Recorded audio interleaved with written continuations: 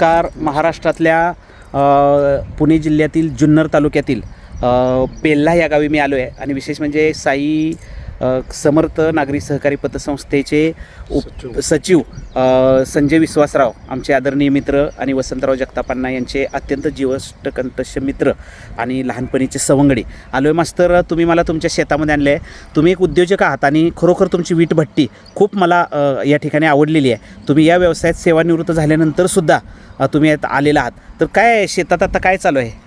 आता शेतात सगळी 3 एकर क्षेत्र आहे. हां, हे सगळं वीट भट्टीसाठीच लागतं. हो काही माल केला तर गाड्या बिड्या फिरणार नाही म्हणून वीट भट्टीसाठीच सगळं लागते. हो.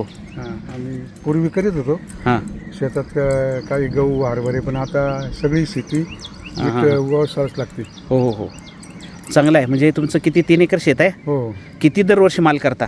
दरवर्षी 10 ते 12 लाख होतो माल. हो हो हो. म्हणजे लोकांना मागणी आहे का इकडं? हो, मागणी भरपूर आहे. बरं बरं बरं. मग आता भट्ट्या गावात किती आहेत?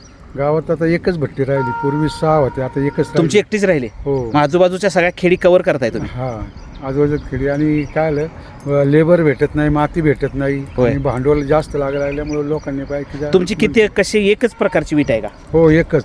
कुठली किती बाय किती म्हणा? ठोकळा 6 3 9 7-9 ठोकळा. ठोकळा ही जास्त चालते इकडं? इकडं आमच्याकडे ही स्वतःचं बिल्डर लोक सगळी. बरं बरं बरं. खूप सुंदर. म्हणजे तुम्ही या धंद्यामध्ये आलेलात आणि चांगला आहे. म्हणजे आता ह्या धंद्यामध्ये मुलं आलीत का?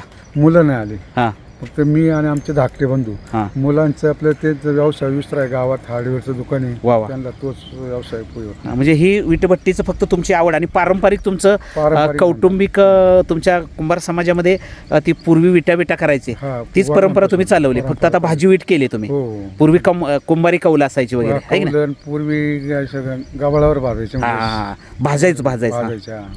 खूप सुंदर. तुमचं शेत पाहिल्यानंतर खूप आनंद झाला. चल चल.